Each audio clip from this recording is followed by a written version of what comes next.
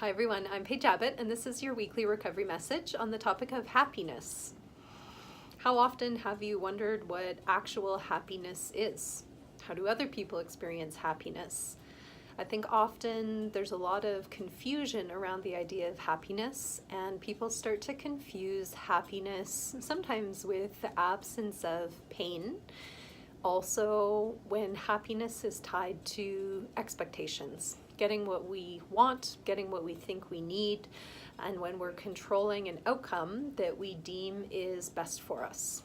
I would actually say that none of these are true versions of happiness. So we can actually feel happiness at the same time that we're experiencing pain and discomfort. Happiness is more tied to serenity and also to joy. So to this feeling that we are exactly where we need to be, which doesn't always mean that life is perfect, that everything is going our way, but things are exactly as they are supposed to be. We can learn, we can grow, we're content, and we're exactly as we are supposed to be. So happiness is not tied to expectations or getting what we think we need.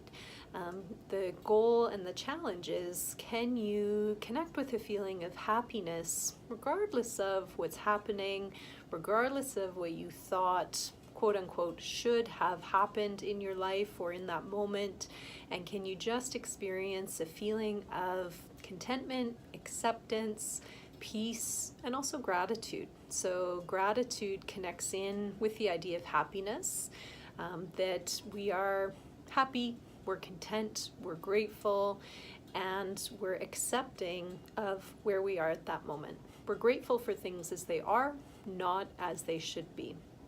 Happiness is also an emotional state that can come and it can go. So happiness is not a destination that once we've reached it, we're there forever or we're there perpetually. There will be other feelings that come in and can detract from any feeling of happiness.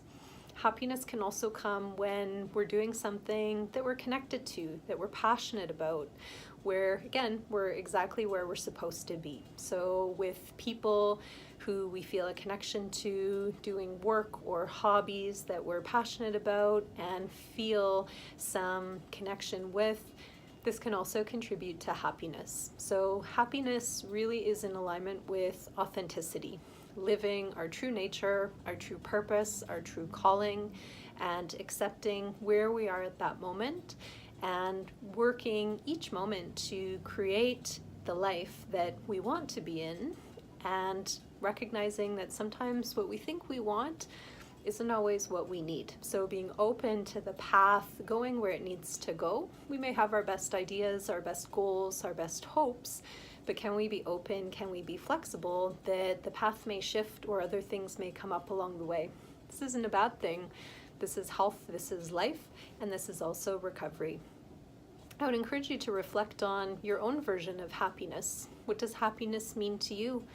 What have been some of the pitfalls put by your disease with regards to happiness? What expectations have you had with regards to happiness? When was the last time you felt what you would consider happiness?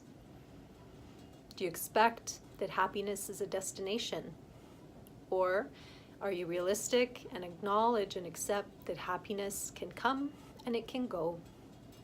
And lastly, a question to reflect on: what do you feel you can do to connect more with your passions, with joy, and with that sense of happiness in your life? How can you cultivate a life that will naturally breed happiness rather than discontentment, sadness, guilt, shame, or pain? I wish you the best in your ongoing journey of health and recovery. Bye for now.